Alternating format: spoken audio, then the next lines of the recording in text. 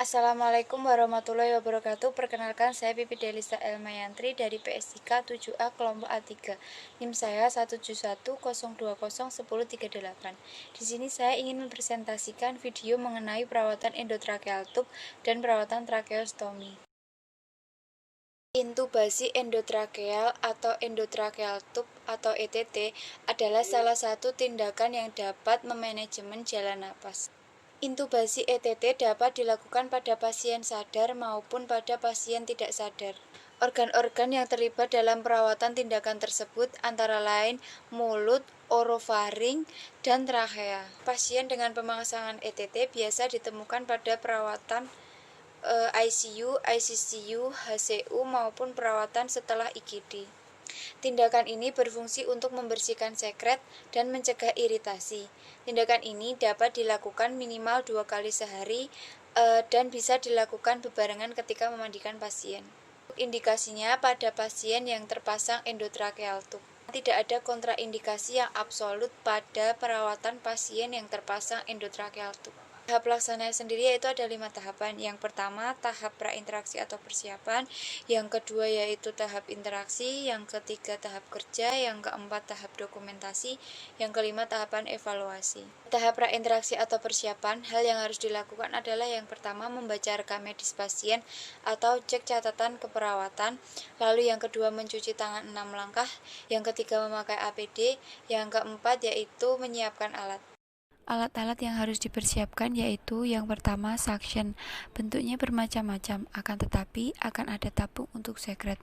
Yang kedua selang suction, untuk pasien dewasa ukuran 12-18, untuk pasien remaja 8-10, dan pada pasien balita 6-8. Yang ketiga plester atau hipavik. Yang keempat, handscoon bersih dan steril atau cukup dengan handscoon bersih saja. Yang kelima, kapas alkohol atau alkohol swab. Yang keenam, kasa pembersih mulut. Yang ketujuh, kasa bersih. Yang kedelapan, handuk. Yang kesembilan, perlak. Yang kesepuluh, pinset anatomis. Yang ke-11 kaum steril, yang ke-12 bengkok, yang ke-13 tong blade, yang ke-14 OPA untuk dewasa berukuran 3-5, di bawah ukuran itu untuk anak-anak. Yang ke-15 cairan pembersih mulut, yang ke-16 cairan NaCl. Tahap interaksi, hal yang harus dilakukan yaitu berikan salam, perkenalkan nama, lalu panggil pasien dengan nama pasien sendiri. Lalu yang kedua, jelaskan prosedur dan waktu tindakan kepada pasien walaupun pasien tidak sadarkan diri. Pada tahap kerja, yang pertama, pasang perlak mengikuti arah ET. Yang kedua, pasang handuk pada area leher. Yang ketiga, sambungkan selang dari ventilator mekanik. Yang keempat, observasi ukuran atau angka dari ET yang masuk. 5. Dekatkan bengkok. 6. Pasangkan suction ke selang suction dan jaga prinsip steril. Yang ketujuh, lakukan suction ETT, nasofaring, dan orofaring. Yang pertama bisa dibersihkan adalah bagian selangnya. Saat suction ditutup, tindakan itu akan membersihkan bagian dalam. Caranya adalah putar-putar selang suction sambil naik keluar. Maksimal waktu selang suction di dalam adalah 10-12 detik. Sambil kita perhatikan saturasi oksigen. Usahakan jangan sampai di bawah 90. Setelah itu, lakukan suction di bagian nasofaring atau hidung. Masukkan selang, lalu tutup. Lakukan suction, setelah itu pindah ke satunya dengan cara yang sama. Setelah itu, melakukan suction di bagian mulut. Masukkan selang, lalu tutup. Lakukan suction. Lakukan tindakan ini sampai sekret bersih. Yang ke-8, yaitu lakukan oral hygiene. Yang perlu kita persiapkan adalah NaCl dan cairan pembersih mulut. Untuk pembersihannya sendiri menggunakan kasa. Masukkan kasa ke dalam cairan dan peras dengan pinset. Setelah itu buka OPA dan lakukan oral hygiene. Bersihkan pada area dinding mulut, bersihkan gigi, lalu mulut bagian dalam dan lidah. Lakukan sampai dirasa sudah bersih. Masukkan kembali OPA. Yang ke-9, siapkan plester 815 cm dan 2 helai. Setelah itu, lepas plester dan bersihkan area bekas plester atau kulit sekitar ETT dengan kapas yang sudah dibasahi. Yang ke-11 yaitu lakukan fiksasi dengan teknik menyilang. Yang ke-12, cek posisi sesuai awal atau tidak. Caranya dengan melakukan auskultasi suara paru menggunakan stetoskop. Periksa adanya hembusan antara paru-paru kanan dan kiri. Jika masuknya sudah sesuai, artinya ada dua udara yang masuk. Jika hanya sebelah, maka itu hanya masuk pada salah satu percabangan. Yang ke-13 atau yang terakhir yaitu rapikan alat. Pada tahap evaluasi jumlah dan warna sekret pada tabung suction tersebut. Evaluasi berapa mili dan warna apakah ada kemerahan atau tidak. Evaluasi ETT apakah terpasang sama ketika sebelum dan sesudah dilakukan tindakan.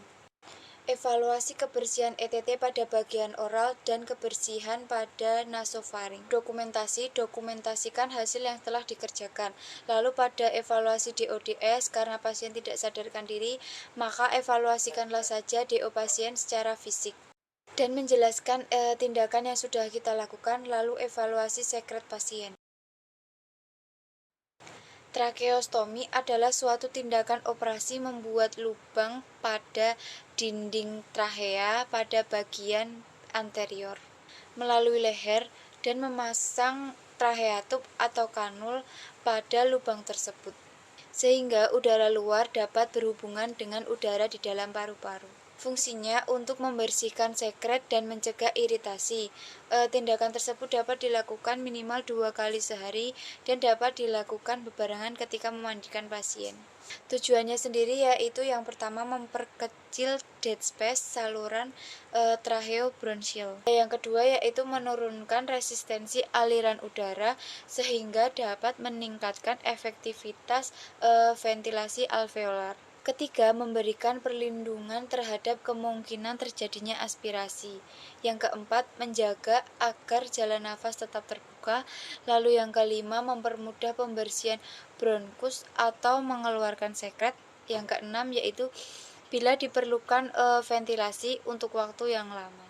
Indikasinya sendiri yaitu yang pertama obstruksi saluran nafas bagian atas, yang kedua sekresi pada saluran nafas yang tidak bisa dikeluarkan, lalu yang ketiga cairan di dalam trachea, yang keempat insufiensi pernafasan. Kontraindikasinya yaitu adanya massa atau tumor di bagian jalan nafas bawah area tracheostomi, lalu yang kedua adanya kelainan darah seperti CT, lalu BT. Yang ketiga adanya penyakit DM yang tidak terkontrol. Untuk tahap-tahapannya sendiri yaitu yang pertama tahap prainteraksi. Pada tahap ini hal yang harus dilakukan adalah yang pertama membaca rekam medis pasien atau cek catatan keperawatan. Lalu yang kedua yaitu menciptakan lingkungan yang aman dan nyaman untuk pasien. Lalu jaga privasi pasien. Yang ketiga mencuci tangan. Yang keempat menggunakan APD. Lalu yang kelima menyiapkan alat. Pada tahap persiapan alat tracheostomi, alat yang digunakan yaitu yang pertama suction, yang kedua selang suction, yang ketiga plester atau hipafik, yang keempat handscoon bersih dan steril, yang kelima kapas alkohol atau alkohol swab, yang keenam kasa, yang ketujuh cairan NaCl, yang kedelapan handuk, yang kesembilan perlak, yang ke-10 pinset, yang ke-11 kom steril, yang ke-12 bengkok, lalu tali tracheostomy tube. Pada tahap interaksi, yang pertama yang dilakukan adalah memberikan salam, perkenalkan diri, lalu panggil klien dengan nama klien. Yang kedua, tanyakan keluhan klien. Yang keempat, jelaskan tujuan, prosedur, dan lamanya tindakan. Yang keempat, berikan kesempatan untuk klien bertanya sebelum tindakan dilakukan. Setelah itu, jaga privasi. Pada tahap kerja tracheostomi, 1. Berikan posisi yang nyaman. Yang kedua, pasang perlak dan pasang handuk pada pasien bawah area tracheostomi. Yang ketiga, dekatkan bengkok. Yang keempat, buka penutup tracheostomi dengan handscoon bersih. Yang kelima, gunakan sarung tangan steril. Yang keenam, lakukan suction dengan teknik steril. Bila menggunakan tracheatub atau TT yang ada innernya diangkat dan dibersihkan dengan cairan desinfektan dan dibilas dengan NaCl. Setelah bersih, dan kering, masukkan ke tempat semula secara hati-hati. Yang kedelapan, bersihkan stoma dengan kasa yang dibasahi NaCl dan keringkan sekitar stoma dengan kasa kering. Yang kesembilan, beri salv antibiotik pada sekeliling kanul TT. Yang kesepuluh, tutup dengan kasa steril di antara stoma dengan sayap kanul. Yang ke-11, ganti pita kanul, pegang kanul pada waktu mengganti pita kanul. Letakkan simpul pita di belakang atau di samping leher. Yang ke-12, apabila tracheostomi belum ada 24 jam, balon caved tube dikosongkan beberapa menit dan diisi kembali dengan udara secukupnya dan ukur tekanannya. Bila tracheostomi lebih 24 jam dan tidak ada perdarahan, caved tube bisa dikosongkan. Yang ke-13, pasang kasa yang dibasahi NaCl pada lubang kanul. Yang ke-14, lepaskan sarung tangan. Yang ke-15, bantu klien pada posisi yang nyaman. Yang ke-16, rapikan alat dan tempat. Pada tahap evaluasi, hal yang harus dilakukan adalah evaluasi perasaan klien, lalu simpulkan hasil kegiatan. Setelah itu kontrak waktu dengan pasien untuk kegiatan selanjutnya. Setelah itu akhiri kegiatan dan cuci tangan. Tahap dokumentasi atau tahapan yang terakhir. Sekian video dari saya, kurang lebihnya mohon maaf. Wassalamualaikum warahmatullahi wabarakatuh.